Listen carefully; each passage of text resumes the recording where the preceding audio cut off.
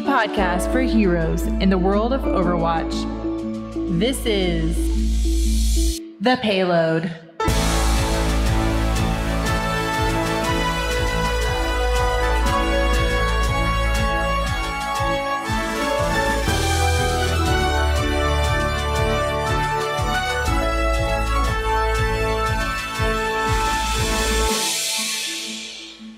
Hey everybody, welcome to episode number 75 of The Payload. We're an Overwatch podcast from BlizzPro.com. Today is not July 14th, July 20th, 2017. From Denver, Colorado, I'm John Horstman.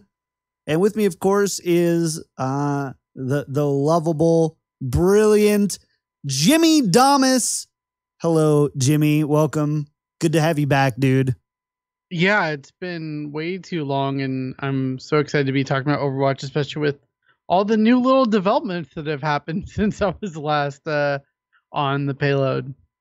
Definitely. I mean, this is going to be a pretty heavy lore episode, I think. And honestly, while Rosh and I like religiously watch esports, like only Overwatch esports, I know you're really invested in like Heroes and some of the other ones.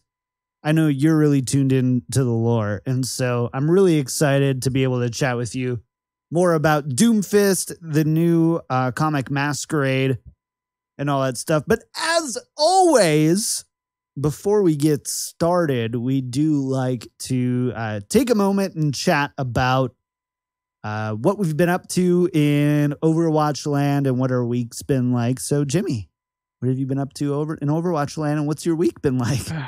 In Overwatch land, it's basically just keeping up on the news, seeing the little bit of esports that I can. Like I was watching, we'll be talking about a little bit later, but the Overwatch World Cup, which is going on during our broadcast, our live broadcast, but it was pretty cool to see that. I've played a little bit of quick match here and there, but other than that, I'm kind of just waiting for Doomfist to go on live, really. Right. And seeing what kind of impact that he makes onto the meta. Yeah.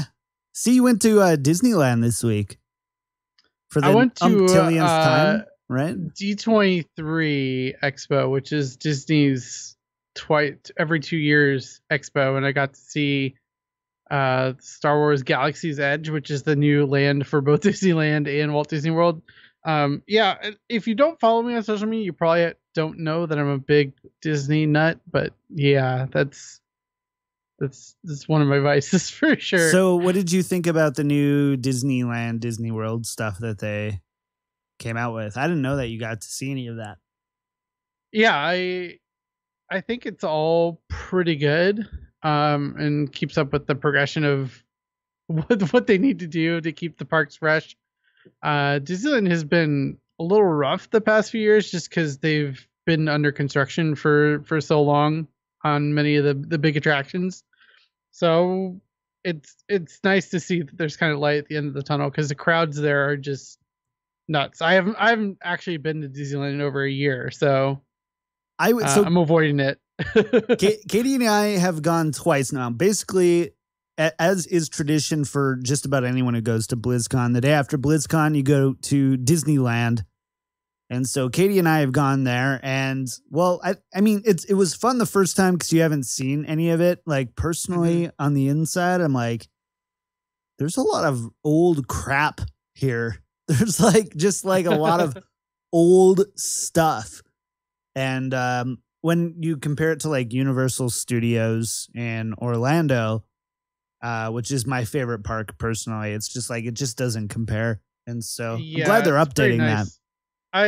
I went to Universal actually for the first time in probably 20 years, the one out in California, and Harry Potter Land is impressive. Amazing. Katie cried. So I didn't cry. It was definitely Katie that cried. Yeah, I didn't cry, but I can understand why you would cry to that. Like, I didn't cry. I definitely teared up a little bit when I saw the kids like walking around with their wands and activating different things. I was like, man, I wish they had something like that when I was a kid. Right? But that's super cool.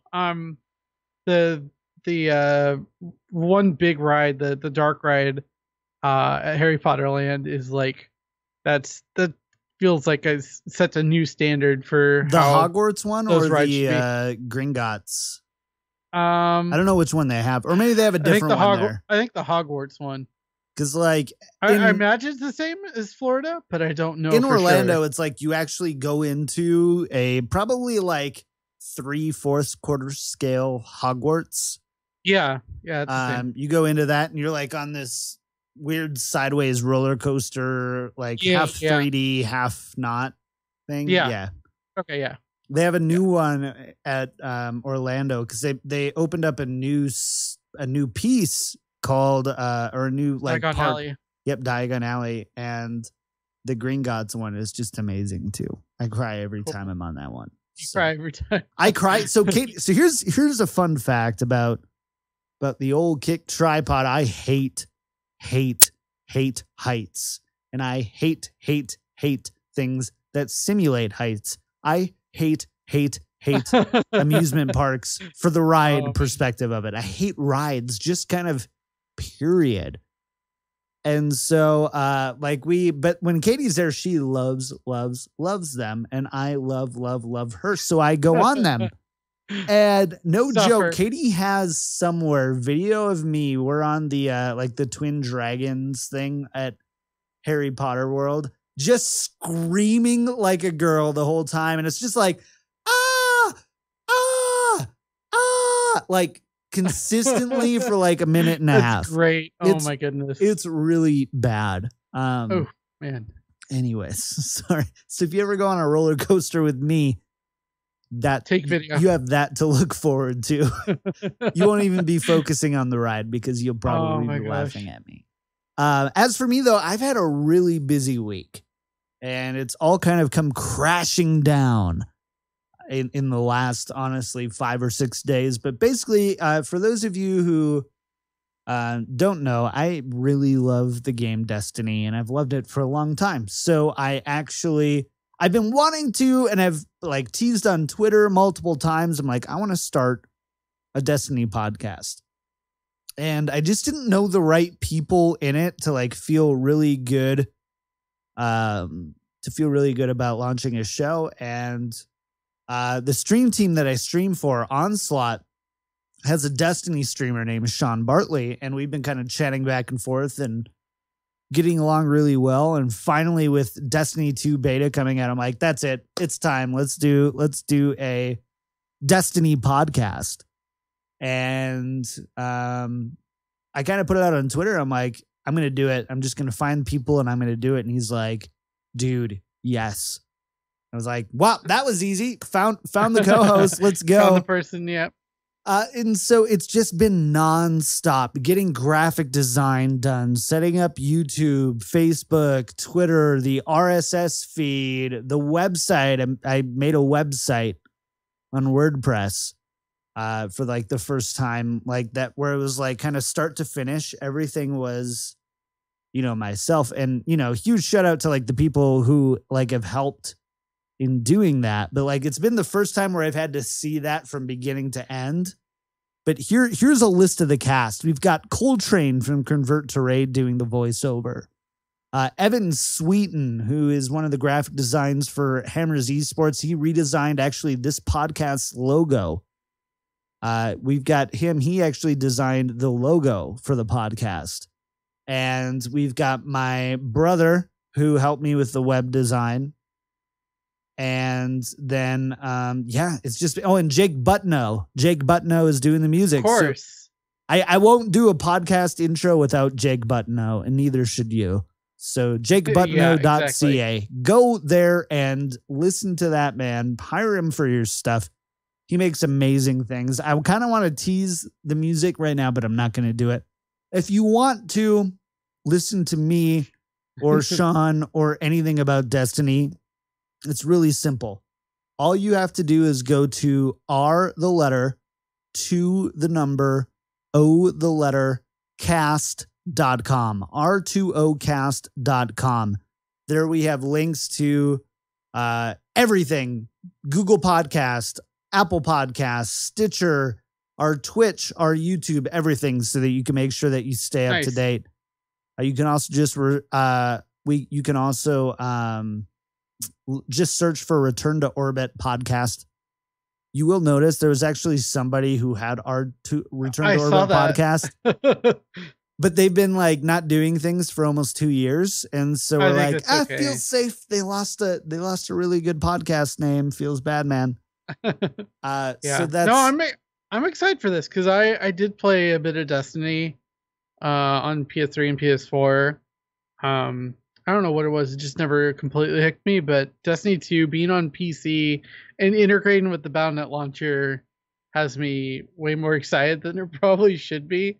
Yeah. I guess the cross marketing is clearly working on me, but yeah, no, I think it definitely will feel better on PC than on console, but I'll be for sure checking out the open beta. Oh, was that start up tomorrow, I think? 2 days ago. 2 days ago. Open day beta. Yeah, open beta. Yeah. I think it actually might have started console tonight. Okay. Well, to be completely honest. Anyways, I think do you have Xbox? I have PS4. We're also looking for a new co-host for the Payload. Unbelievable, Jimmy. We've gotten over this before. I know, we probably have. I've been playing the beta. I was on Xbox, so I started playing yesterday. And like, if you know me, I am an MMO player and a shooter person at heart. And so naturally, I thought Destiny 1 was my jam. But I think to the same thing that you talked about, really weird progression, lack of good story, kind of some weird balance issues. I always hated the random rolls on loot because like in WoW, it's pretty rare that you get a piece of loot that's just completely worthless. They fixed that with what is it, 7.1? They fixed that where the loot is a little less like role dependent, and in Destiny they're Diablo-esque. Yeah, in Destiny it was the same thing. It's like, oh, you got this really awesome gun, but too bad you got really crappy perks on it. They've kind of fixed that. They've added story. If the beta is any indication of the story, it's going to be awesome. I've had a lot of fun playing PvP too. They went back to the like old Halo style 4v4, smaller maps, greater emphasis on gunplay. I've got so many thoughts on it. This won't be a Destiny podcast, but if you if you like Well Met in the Payload or you like Destiny, go to r2ocast.com. Give the RSS feed is up now, so you can follow it. Episode 0 is like, it's just a 3-minute long. We did the same thing for the Payload. Hey guys, this is the feed. Thanks because it takes anywhere from like 2 to 6 days for iTunes to approve. So you want to have that up in advance. And so, go ahead and head on over there. Hey, YouTube guy who's going to say, you guys have talked for 12 minutes about nothing but not Overwatch. Stop that. We know. Sorry. Please don't be angry. Occasionally we go on tangents. But in Overwatch land, I did play quite a bit, and I'm salty. I think this is kind of echoed throughout the community, especially over the past month or so. Yeah, there was that big post from Kotaku kind of about competitive. I'm assuming that's what you're going to be talking about. Yes. See, that's how bad it is I know exactly what he's talking about without us pre-planning talking about this. Yeah. So like the general feeling is like, I still love Overwatch the game, but right now the competitive grind has been really frustrating. And by that, I mean leavers, griefers, like matchups that just feel totally one-sided. I can't remember the last time I had a 2-3, win or, a close win on anything, which is what the MMR system is designed to do. Yeah. The SR system. And I want to jump in real quickly, and I don't want to necessarily speak for Rosh, but that's the vibe I was getting from her as well, is she's playing a lot more quick match. Yeah, she's been playing quick play. She's been doing placements with like people she enjoys playing with, because solo queuing and streaming isn't that fun because you lose, you get salty, you start calling people names. I tend to be pretty funny when I'm salty, so I think my stream likes it. But there you go. What's interesting is I'm kind of having that same problem in Heroes as well, where I'm not playing in the solo queue mode anymore. They separate solo queue in teams from their own different play modes. And so I've been playing a lot of what's called Team League, where you have to play with 2, 3, or 5 players on your team in a party. And that's been a lot of fun. It's been really working out well. And I don't think I'm going to play any solo queue in Heroes at all. And back to Overwatch, though, is I haven't done my placements yet. I don't know. I don't feel like doing them. I'm assigning you homework. You need to have your placements done by next week. Okay. Otherwise, I can do that. Otherwise, you have to get an weekend. Xbox and play Destiny 2 with me. There we go. Yeah, I'll do it over the weekend. I'll do it with you against our advice. I'll play with you on the weekends. Yeah, for I'll sure. play. We'll do it. I'll play with you. So here's my story. I got my duo account up to I think we hit 3,100 at the highest. And then my solo account, you guys have kind of heard, I've been stuck in gold for the longest time. And then even when I soloed on my duo account, I would still sit right around 3,000 to 3,200. I would just kind of jump around there. That's where I am. But on my gold account, I just fluctuate greatly. I'm playing the same heroes. I'm putting up more damage. I'm playing my hero better here. So, it was really frustrating. And then about a week and a half ago, I just jumped up and I got all the way up to 2960. So I'm like, yep, we're going diamond, baby. We're going to do it. This makes sense. And then naturally, over the past about 7 days, I've dropped 300 points. I'm at 2690 right now, 2700. And I'm just like, I don't know what to do. So that's been frustrating. Thankfully, the Destiny beta has really helped a lot. But yeah, it's been an interesting time in Overwatch. We're going to talk about it more, but we really got to move on to the news. This week in Overwatch.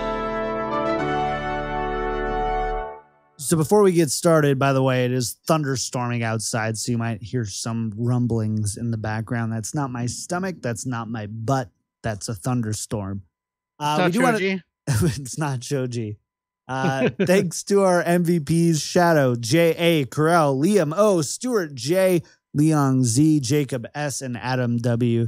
Thank you so much for your support of the show. If you like the Payload, you want to support the Payload, help us bring on great guests, make the show sound better, get more stuff like bringing on Evan to redesign our logo, and just support us. This is stuff that we do in our spare time for you guys, because we really like talking about it. And I know the feeling of having podcasts that you really enjoy to help supplement our busy days at work, at school, in the car, wherever you are.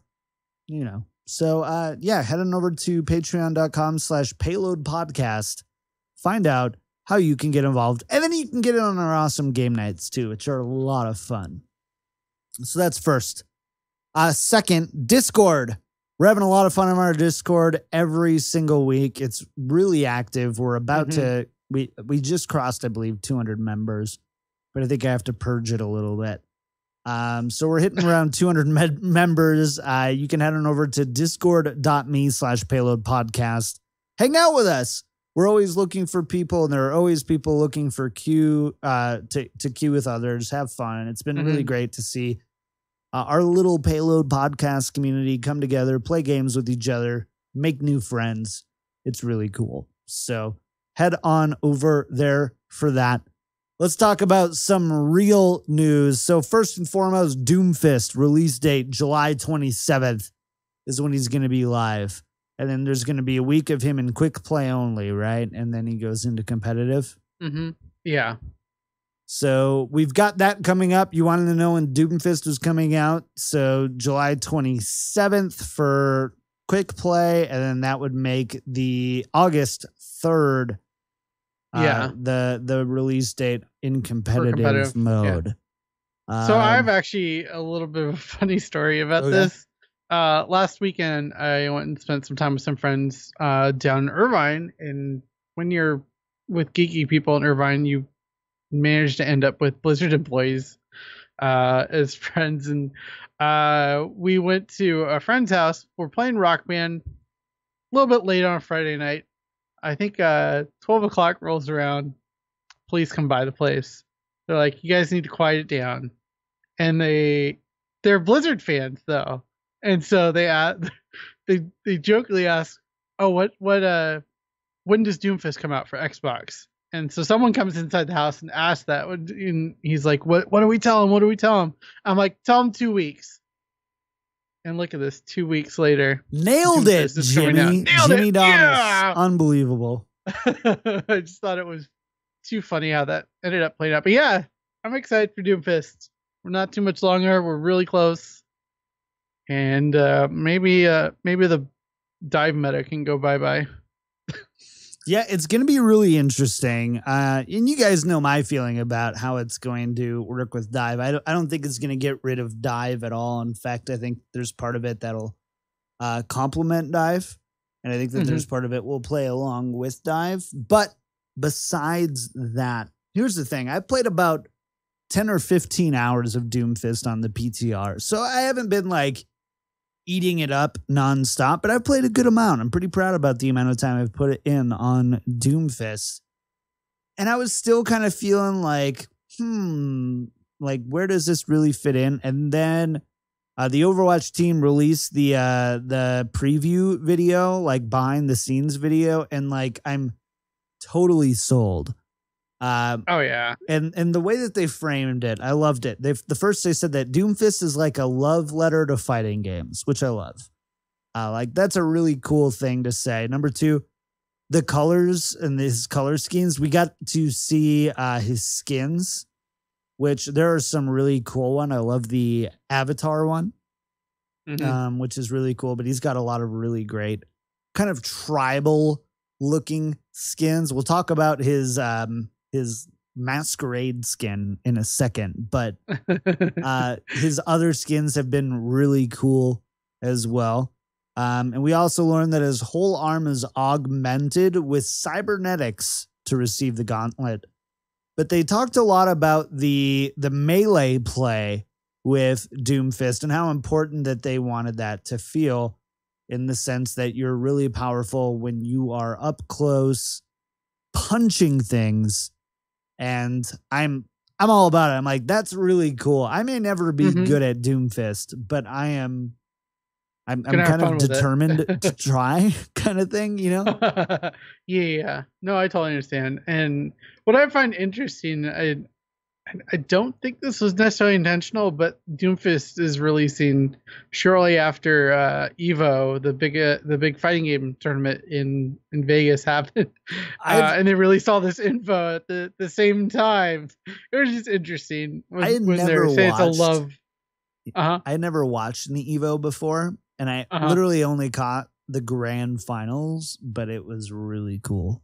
Yeah, it's super cool. But yeah, if they're able to get the feel for kind of that melee beat 'em up into Overwatch, into a first person game, and it looks like they have, from all the video footage I've seen, the reaction from people.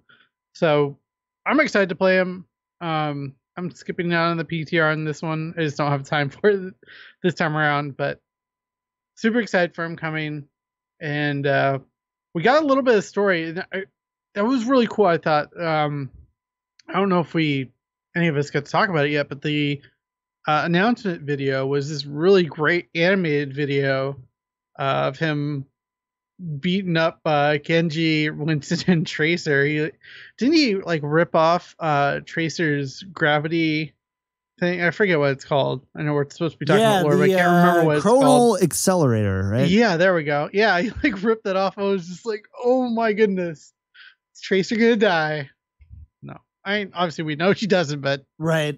It still was kind of a crazy moment.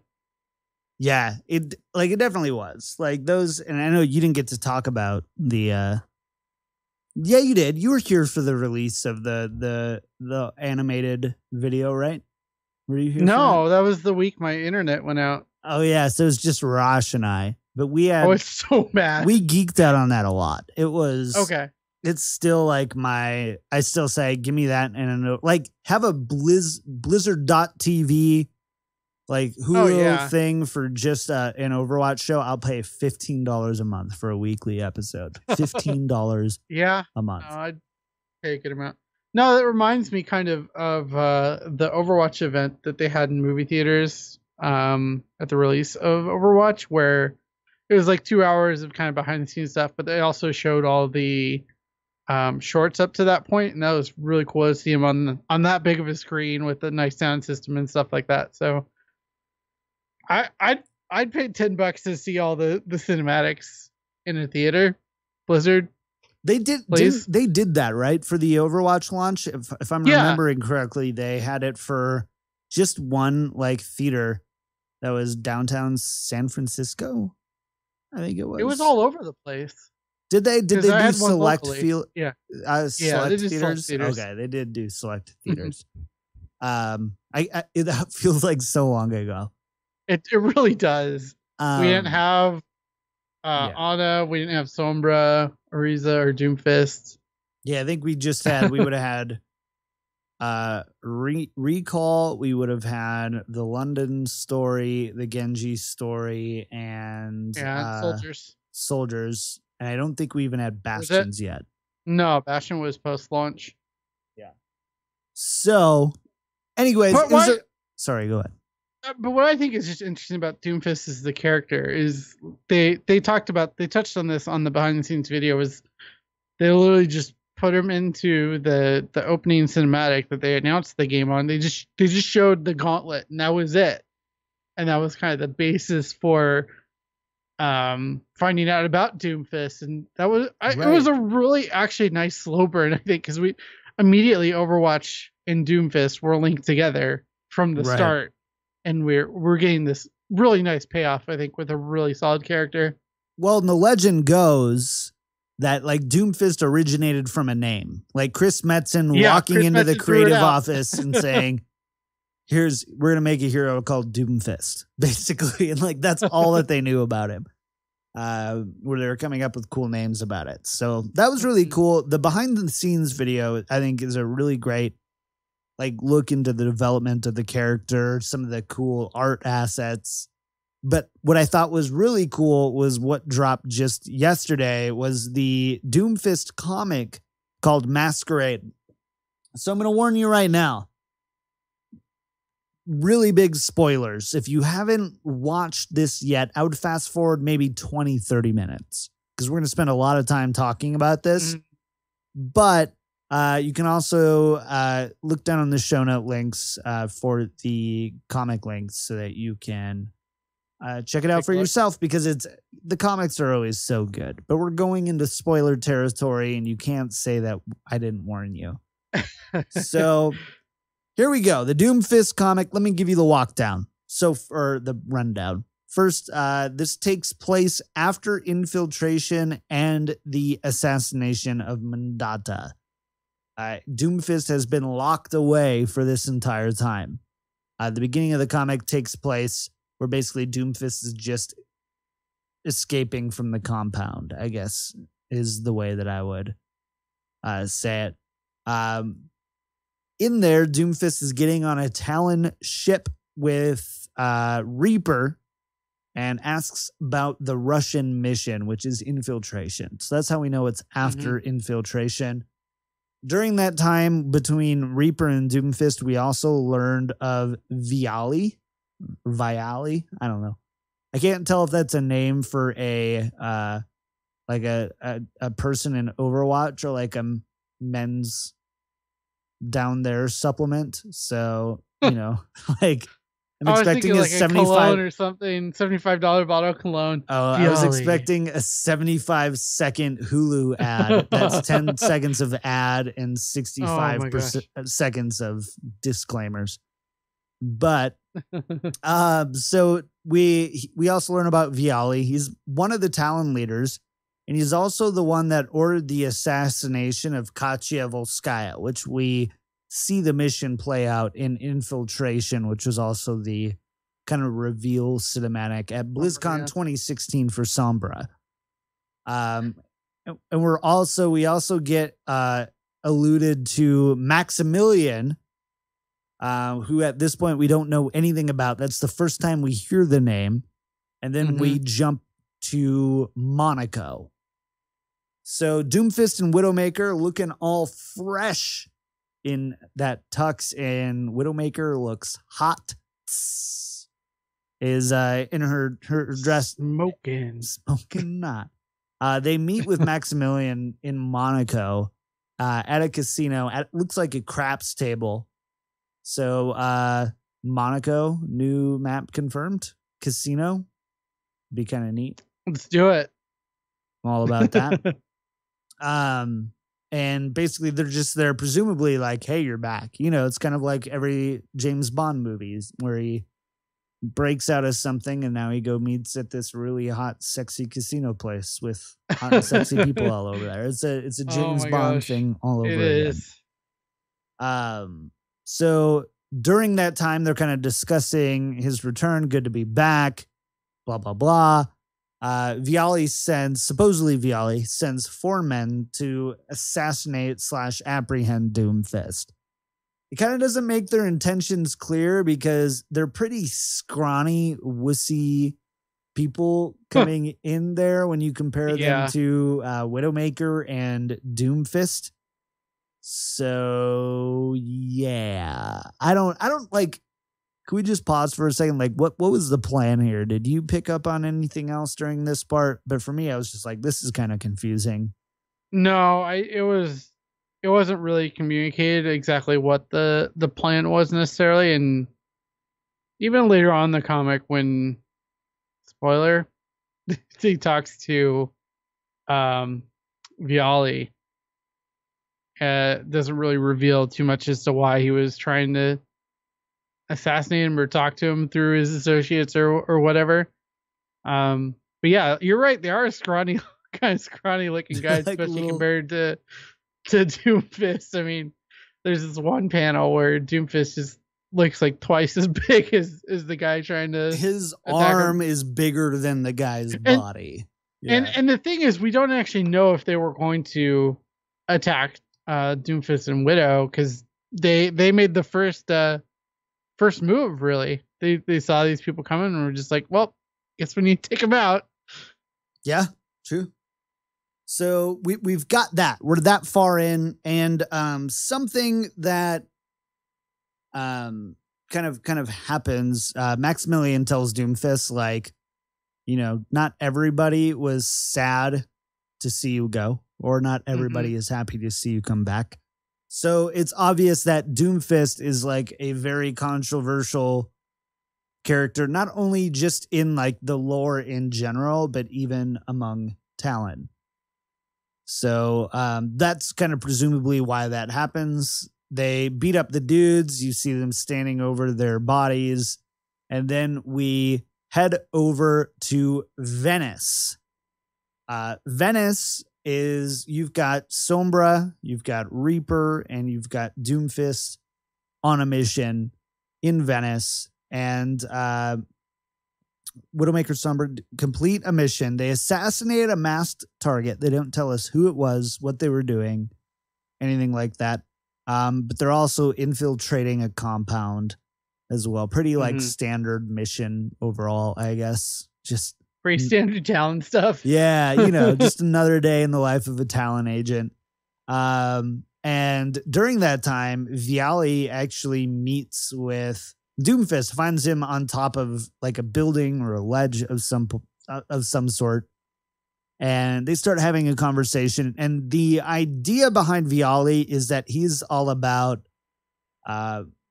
making more money and profit. So like he is the number 2 of Dr. Evil's lair in Austin Powers. You know, he's like, we've made you very profitable. We have a 49% interest in Starbucks kind of thing. Yeah. So he's kind of like that guy. He's trying to make more money about it. And Doomfist is, the exact opposite as it goes. It's not about the money to do the evil things, not evil things. He doesn't think it's evil things, but it's about the idea behind it. And of course, profits matter, but we drive for the purpose, not the profits. And they have that disagreement. At the end of it, Viali says, we're going separate ways. Doomfist says, yes, you are, throws him off the ledge. So, and he says, as he's falling, but you won't be coming along. Oh, yeah. That's pretty cool. Rip. So is he dead? Is he gone? I think so. It looks like a pretty long fall to me, but you never know. It's Overwatch. He could come back as Nomnic or something. So here's where I'm thinking. Viali, as he was before he met Doomfist, could never be a hero in Overwatch. He just couldn't. He had no defining features, nothing special about him. He's a businessman. He is pretty much, yeah. He's just like a Leonardo DiCaprio in the movie land. It's just a guy. Just a guy. Nothing exceptional about his physical appearance or what he does. So, after supposedly though, like maybe we see him formed into a much more compatible foe from this fall. So like for me personally, I'm like, you know what? I might be able to see it. Might be able to see him coming back. Viali couldn't be an Overwatch hero or a hero in Overwatch before, but now after, maybe he can. This might be his origin story. That moment of tragedy and triumph, if you will. Any thoughts? That's definitely a possibility. That wasn't even something that had really crossed my mind until you mentioned it. That this could be potentially the creation of another kind of super villain in the world of Overwatch, and maybe a whole nother faction outside of Talon and Overwatch, which would be really interesting. I mean, obviously there's Talon, Overwatch, the Omnics, and I forget what the Russians are called. Zarya's kind of. I can't remember, but like in the little sky. They're kind of their own. There's also some thing. stuff in South Korea with the. Oh yeah, with Diva. With Diva, trying to think if there's any other ones. Well, you've got like the Junkers in Australia, I suppose. I believe, Symmetra is a part of a different, whatever the name. Oh my gosh. Yeah. Lumetra. Too many names to keep track of. Right. Yeah. But like there are these different factions, but you're right. I think that, and the primary ones really are right now Overwatch and Talon. Vishkar. Thanks, Krill. There we go. Sweet. Vishkar Corporation. Yeah. Yep. So, okay. But yeah, there's a lot of different, like there's not a lot of different factions, but there's a lot of factions, and there's a few of them that are at the forefront of the Overwatch story so far. Yeah. So sorry, go ahead. What's interesting is the Reaper asks Doomfist, who was that? And he's like, yeah, don't worry about it. No one you should care about. And it's just kind of funny. And Reaper says the rest are all taken care of. So obviously this is some sort of uprising within Talon, and maybe part of Doomfist's plan all along ever since he was imprisoned. So the closing of the comic shows two other members, I believe two others at the table. Yes. That they're meeting at, and we have no clue who they are. We don't. So they kind of allude at the end of the mission. They kind of allude that. Or actually, there's four. There. That if you've seen that, there's four total, but we don't really get like. We only see two. We see three, including Maximilian, right? Because Maximilian's there. So we see three, kind of. We see one person like we just see like a shadow. One is Maximilian. And then there's two more. There's one guy that honestly looks like the Joker to me. He looks like the WB Kids version of the Joker voiced by Mark Hamill. Mark Hamill. Yeah. He's got that long, skinny face, devilish grin, crazy color hair, really kind of skinny, slender, snaky, lizardy kind of thing. And you've got this other guy wearing something on or over his ear, presumably some sort of like cybernetic enhancement there as well. And so those are the two that we see pictured in more detail. So presumably the mission that they're on was to eliminate all the dissenting Talon Council leaders. Would you say that at least is an implication that should be considered? Oh, yeah. I think that's definitely implied here that they were not going to go. It's kind of implied more directly in the fact that he mentioned to, gosh, I already forgot his name. So many names to keep track of. Viali. He's like, Talon's going in a different direction. Yeah. He's like, yeah, you are. The grave. Yeah. Totally. Speaking of the grave, though, this Reaper costume, I don't know why, but when I first saw it, I just burst out laughing because it just was funny to me that he was dressed like this. I don't know why. But it's funny. It just looks funny to me because you totally the all red Reaper one with the this. skull, right? Yeah, you see, that's the first panel. You see it, and it's just the skull, and it just, I don't know why, but it cracked me up. Right. I'm sure that wasn't the reaction that the writer was going for, but Reaper, you're a funny dude. Reaper, you're a funny dude. Sentences that probably have not been said on a podcast before. Yeah. So, but it was like there was definitely like they have stuff ready for the next Halloween event. Like they have some new skins or whatever. They have three, the Widowmaker one already exists, right? Like she already has that skin in game. Does that not look like her? What's the name of her skin? Widowmaker legendary skin. You're gonna make me go load Overwatch and look this up. Like, well, we need to. Widowmaker here. It is the where is it? Oh, there's the legend. The Odette and Odili skin. Like, is that not the same? I'm linking it right now. Is that not the same skin? I think they're pretty different. Oh wait, which one are we talking about now? I just linked it in Twitch chat. Okay. So, yeah. Okay. Yeah. Yes. No, I'm going to agree with you. I would say that this is at least a version. Maybe we get a recolored version. From what I could tell, that was it. At the same time, I'm going to give you some disclaimer here. My schedule has been kind of busy. Okay. And so I didn't get to like load it in Photoshop and line up the angles. So I already can feel it already. Some dude's going to be like in YouTube, be like, it's obviously not it. You can tell by this, and this. Oh my But even then, I would say they made a mistake then by making them so similar. So pretty much either way. So there's that one, the Reaper one, and the Doomfist one looks awesome.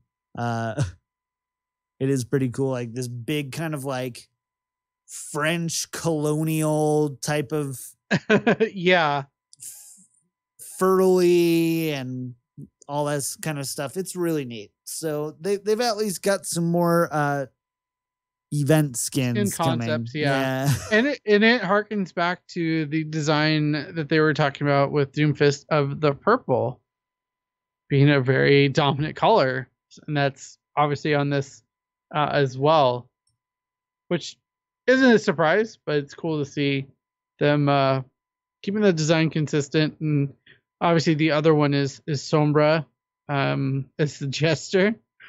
I hope that comes to Overwatch as a skin, because that looks pretty cool.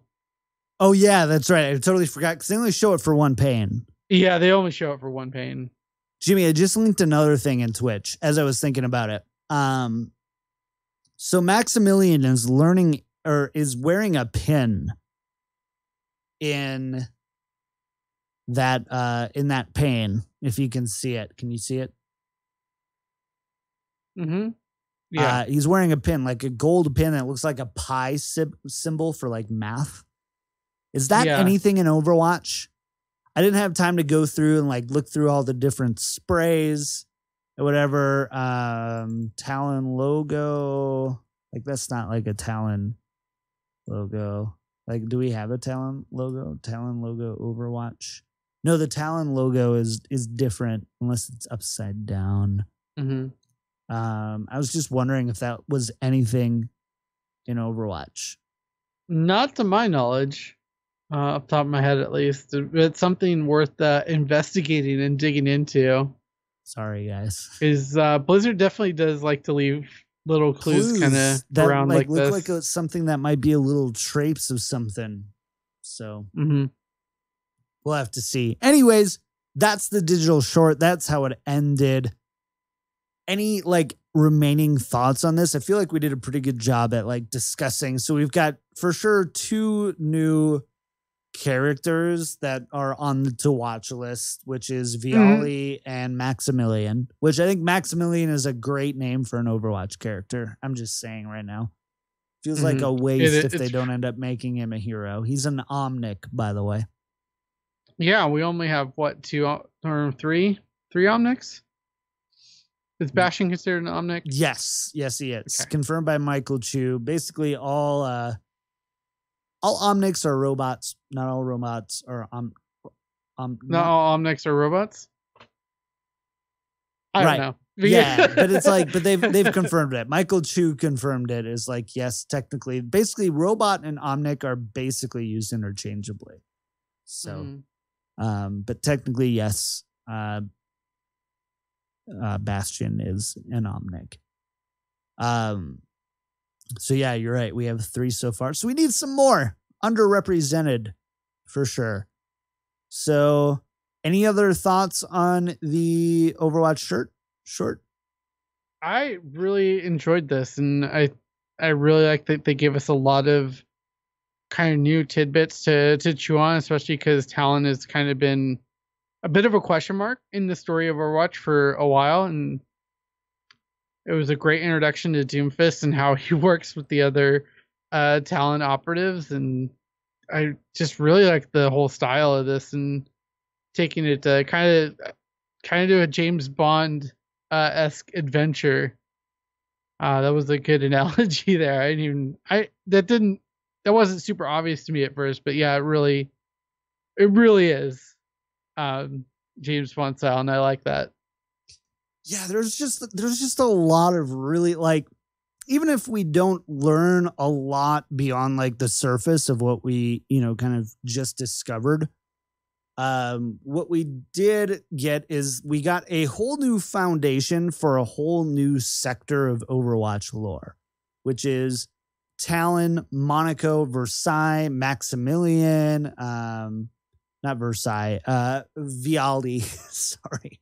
We've got like a lot of new terms. We've got some new faces. We got some content to chew on between now and BlizzCon. And so I'd be surprised if we see much more lore-wise, maybe 1 more piece, 2 more piece lore-wise before BlizzCon, or at least leading up to BlizzCon. So pretty cool though. And like, this is the cool stuff. This is the stuff where, if you've ever played WoW or Diablo and you want to get into the lore, you've got 20 years really worth of content to like try to sift through to like get a good idea of the lore. So true. Everything else with Overwatch, honestly, dude, I've got half a dozen blogs for you, like 15 videos, and a couple dev interviews, and boom, you're done. You're caught up. So now's the time to get into the lore for sure. So this was really cool. I hope we did a good job on kind of diving in for you guys. But let's go. We've got that was about as long as we expected it to be. Full half an hour. Let's jump into, we didn't cover this, like we should have covered this last week, but we didn't get to have a show. So we're going to cover it this week, but briefly because you guys have probably already heard so much about it. But it's a big deal. We'd be doing a disservice if we didn't take the payload spin on this. So the Overwatch League got its first 7 teams, and this is pretty exciting. So first, Robert Kraft of the Kraft Group and the owner of the New England Patriots in Boston is owner number 1. And I actually grabbed a little quote from this. He says, we've been exploring the esports market for a number of years, and I've been waiting for the right opportunity to enter. The incredible global success of Overwatch since its launch, coupled with the league's meticulous focus on a structure and strategy that clearly represents the future of esports, made this the obvious entry point for the Kraft Group. It's a big deal. Those are some bold words. I know, obviously, you need to talk well about the group that you're joining, but there's a little bit to deconstruct, I feel like, from the statement, just specifically the meticulous focus on structure and strategy that clearly represents the future of esports made this the obvious entry point for the Kraft Group.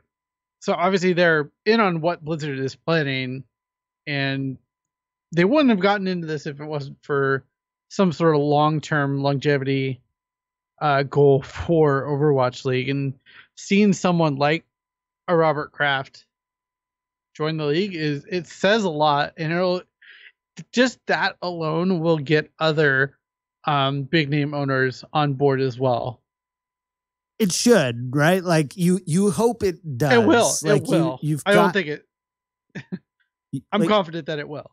I'm confident in it. You're right. But like that's a big goal, right? Is you got to get some whales here. We've been kind of teased for a long time through leaks and other articles written for the past year and a half. We saw some, or not year and a half, 8-9 months. We saw articles about some people represented at BlizzCon after the Overwatch League announcement, the people that they were courting.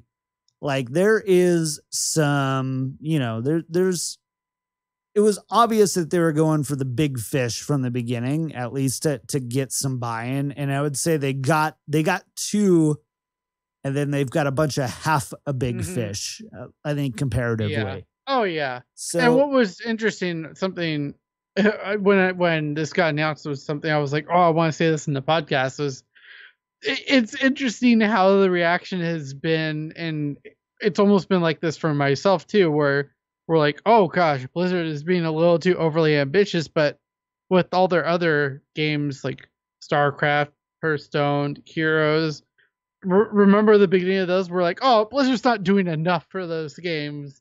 And especially with like Hearthstone started really slow, and people were claiming, oh, they're like, come on, Blizzard, put together some stuff for us. And now it's like the total opposite end, but it's also closely guarded in how much information is coming out, which is an interesting way of doing things. There's a very slow rollout of information.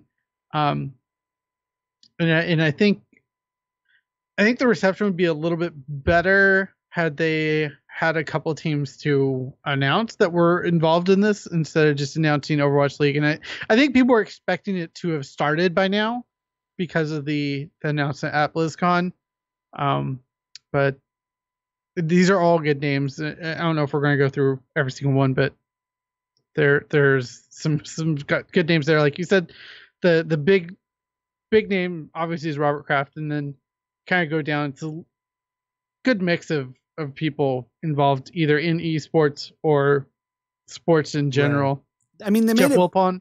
Yeah, they made it very clear from the beginning that Robert Kraft was their headliner guy. Robert Kraft and Bobby Kotick sat down for an interview with Bloomberg, which is pretty, like, if you watch the video, like, that's, if you watch the video, now Kraft lets loose something really interesting that I put out that got like 250 retweets or something like that, which was, Kraft lets loose and says, listen, Bobby has invested almost $500 million or $500 million in the infrastructure for Overwatch League.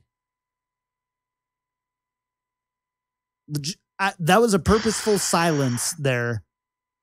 Like, Jeez. you're talking about, and, there's a lot of people questioning that number. There's a lot of people saying, but, when you look at it, if these teams are going for 20 mil apiece, you already got 7. That's $140 million in there. Like, it's not unsurprising that Blizzard is, footing the bill for a lot of the infrastructure up front with the expectation that the teams are going to be help bringing those numbers back in the long term. And it was obvious from the beginning that Robert Kraft was kind of like the headliner from that. Second headliner, as you said, is Jeff Wilpon of Sterling VC, the COO of the New York Mets. And that team is going to be placed in New York. The Patriots team is going to be placed in Boston. We didn't really emphasize that, but the Mets team is going to be, or the Sterling VC, the Jeff Wilpon team is going to be in New York, which is another pro team. So that's a big deal as well. You got 2 big teams that are directly invested in Overwatch League. The third one is Andy Miller, chairman and founder of NRG Esports. So that was, I don't think very surprising. What is surprising is that their team is in San Francisco. Yeah, especially after all that build up in Vegas, right? No, I thought it was DC, Washington DC. They got the they signed a deal for an esports venue in DC. Oh, that's right. We did talk about that. We talked about that. There might be something in Vegas as well. Yeah, but not in this case. Rogue is in Vegas, right? Okay, yeah, that's what I was thinking of. Rogue is in Vegas now. So Andy Miller, then you've got Noah Winston, who's CEO of Immortals in LA. So Immortals not going anywhere. Easily the top 3 best teams in NA at this point. You've got Envious, Rogue, and Immortals all jockeying for that spot. We haven't seen Envious play a lot of these NA teams in a long time, but we did see Immortals and Rogue face off, and while it started off 2-0, it ended with a 3-0 victory. Or was it started off 3-0 and ended up with a 4-3 victory? Anyways, it was almost a reverse sweep. And so they're evenly matched, at least as far as.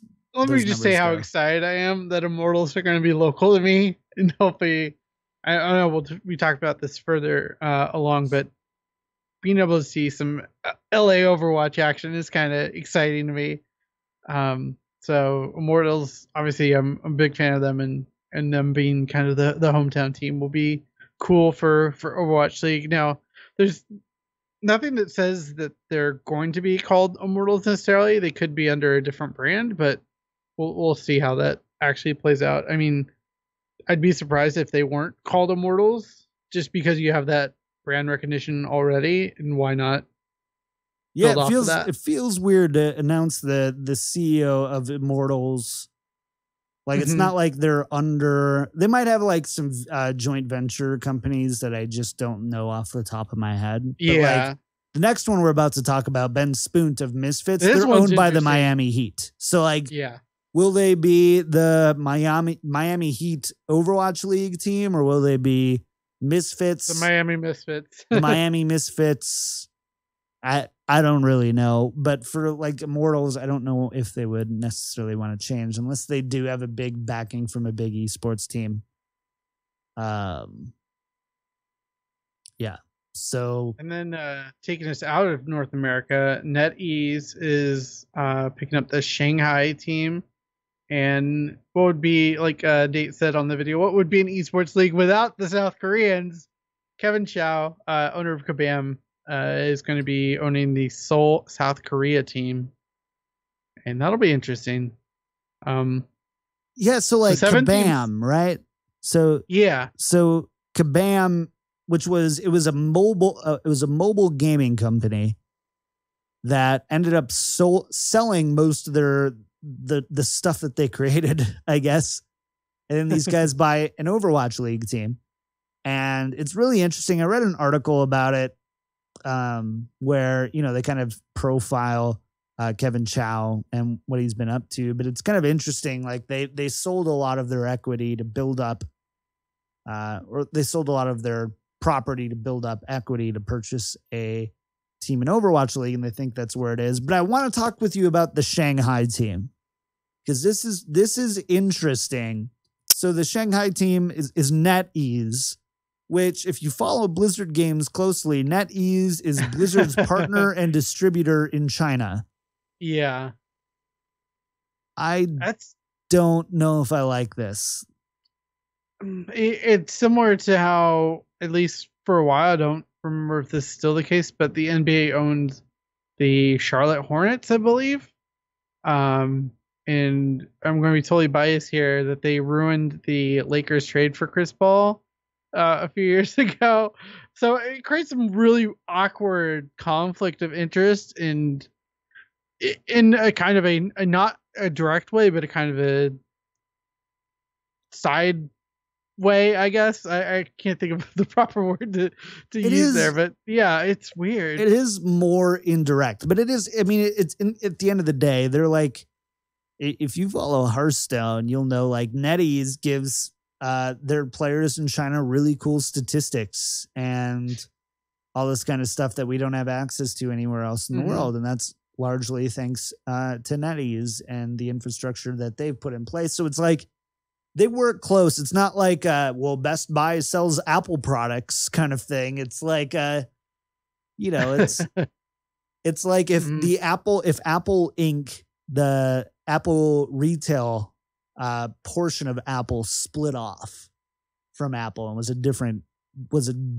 company, but, Apple gave them favorable treatment for things as far as like this, because like, imagine that there's some sort of dispute between Immortals and the China company, the China team that needs to be resolved. How can you claim to be impartial as Blizzard when you've got one company that is responsible for distributing your games in China? That's a scary thing to say. So I don't know. Well, I guess we'll just kind of have to play this by ear. We're not legal experts, so we're just looking at it from like I don't even want to say logically, but like logically in the face of what we understand of like legal systems. Is number one, is this like ethically okay, then legally okay? And that's going to be a really interesting thing to fall out. And I think I've read quite a few articles with opinions on both sides of the fence. For some that are like, it makes perfect sense. They've got a great relationship with Blizzard already, and they've worked hard to develop that relationship. Why shouldn't they be able to have an Overwatch League team? Because that they've helped Blizzard get to a point where they can make an Overwatch League team. On the flip side, it's like, well, how do you be unbiased in that?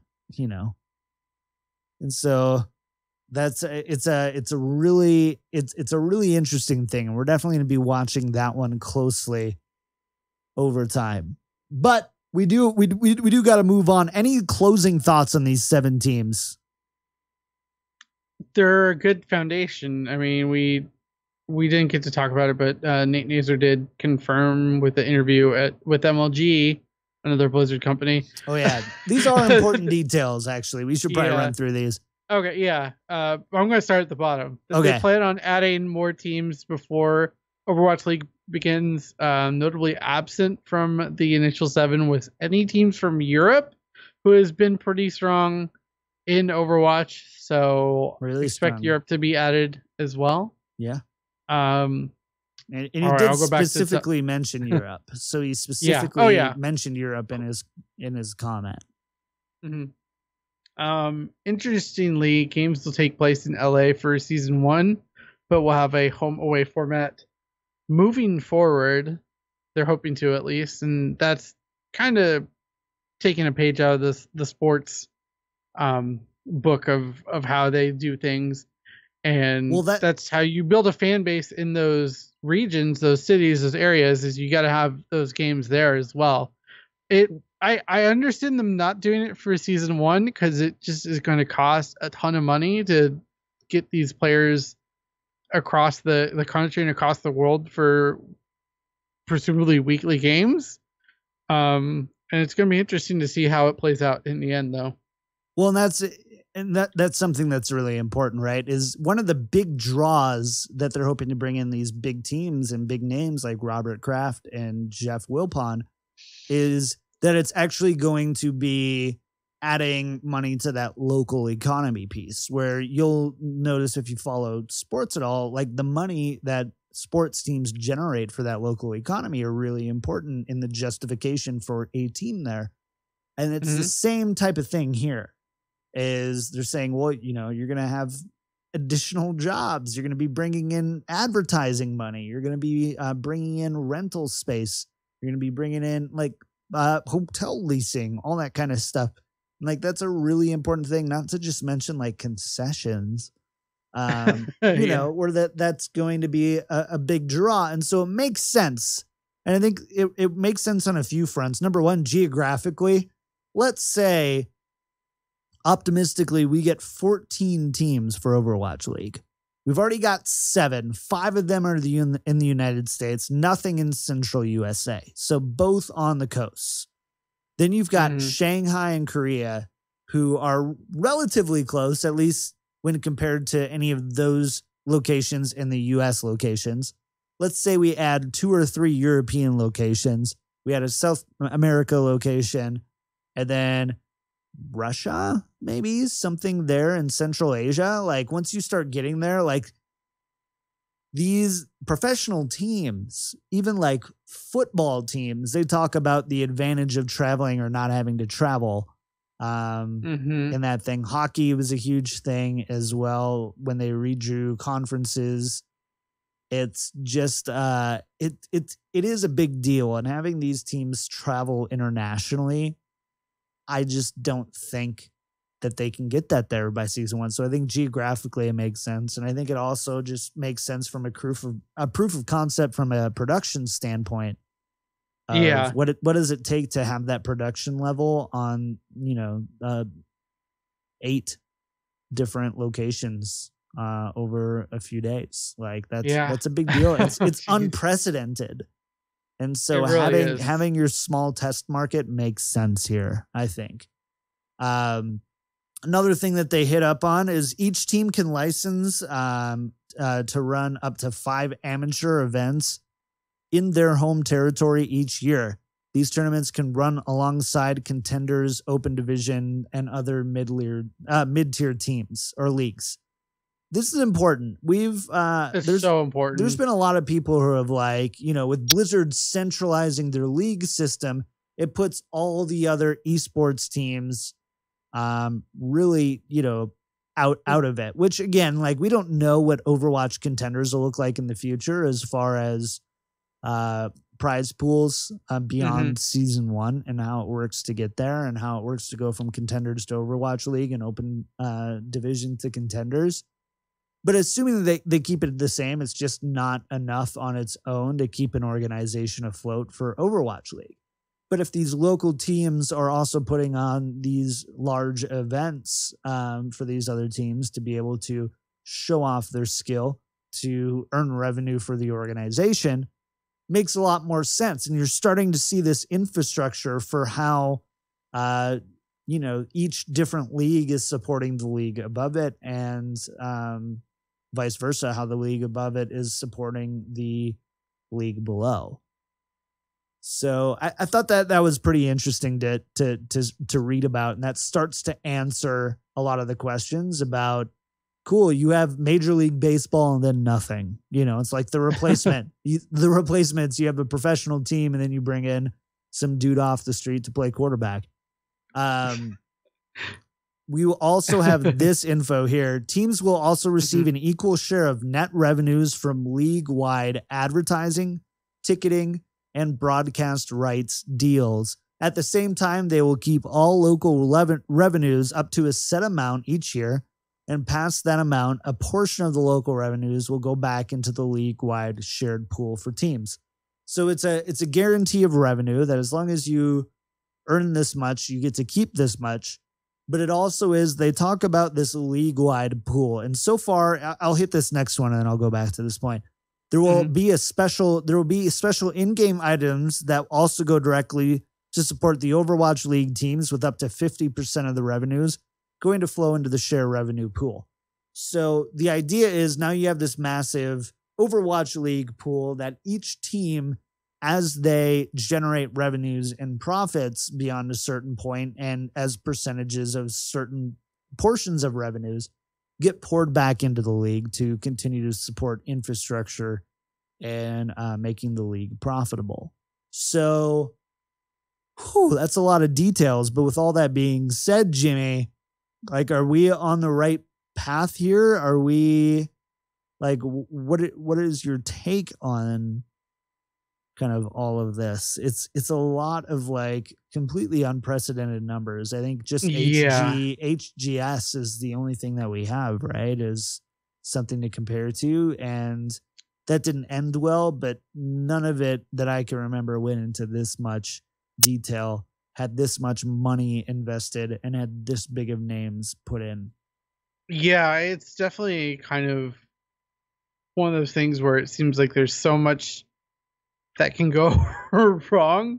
There's a lot of fail points here, but it's very ambitious, like we've talked about before.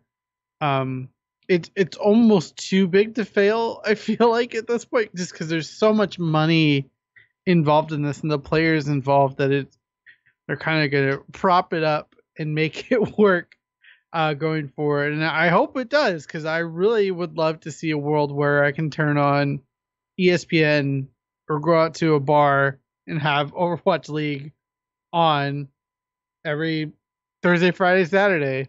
That's the thing to do. I'm more interested in seeing what other teams or players or sports executives get involved. And like you said, kind of Middle America has been kind of left out so far from this. I mean, Denver obviously is a very big sports town. Texas is huge as well. Las Vegas, as sports.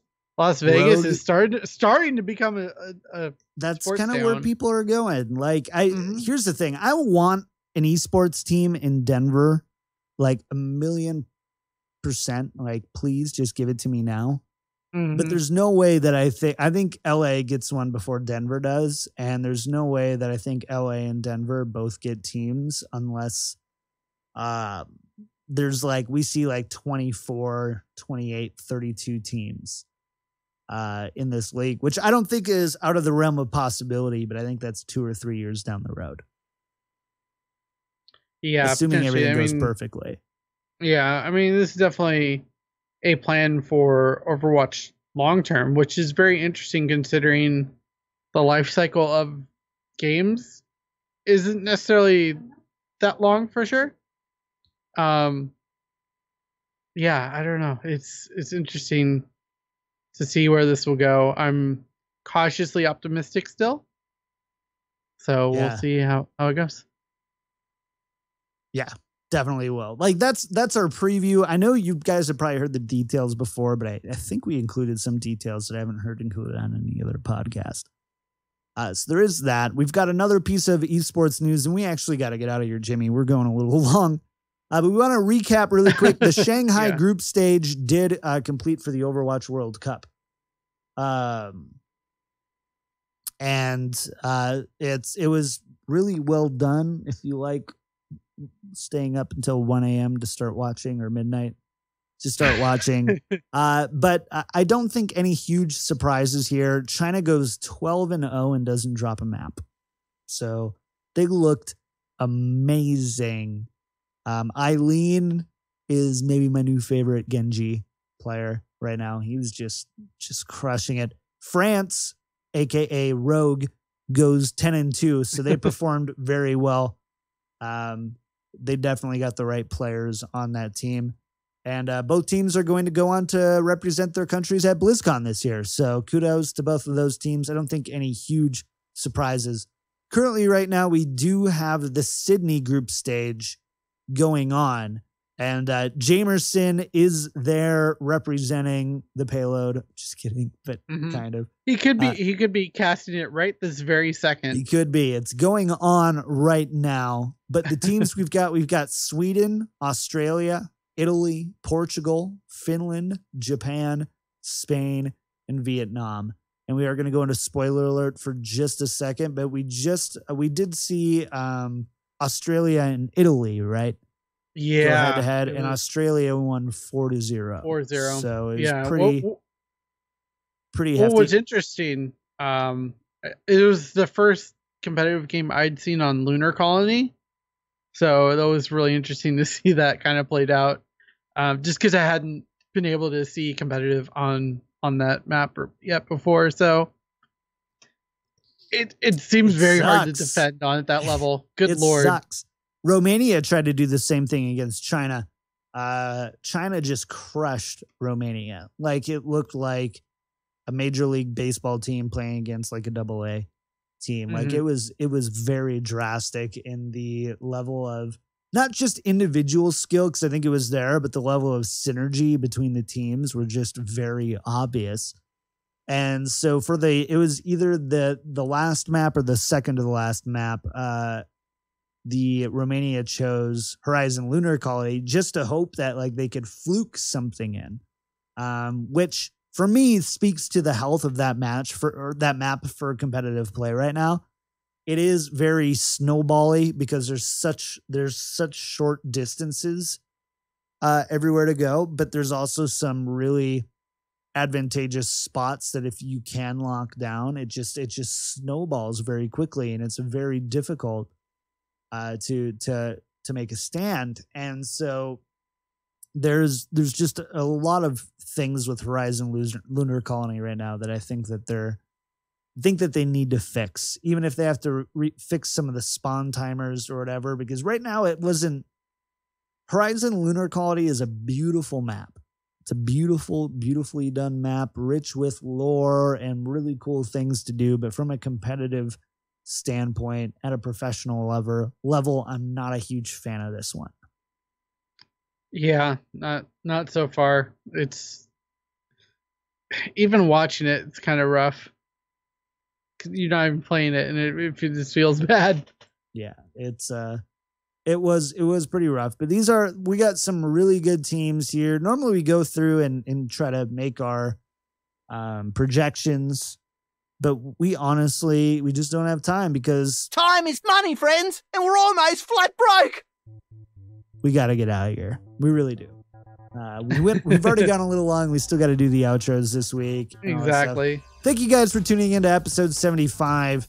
Rosh had some surgery done on a tooth in her mouth, because that's where teeth are. In her mouth. I think that might be worse than competitive Overwatch right now. It's true. It's true. What's worse, playing competitive Overwatch on Horizon Lunar Colony or getting a tooth pulled? I'd go with the tooth pulled next time for episode 76. No, just kidding. But we hope that she feels better. We're hoping to have her back next week, but it might be 2 weeks before we get Rosh back. So brace yourselves. As for that, the rest of this stuff, let's go into Patreon land. Jimmy, what's going on with Patreon?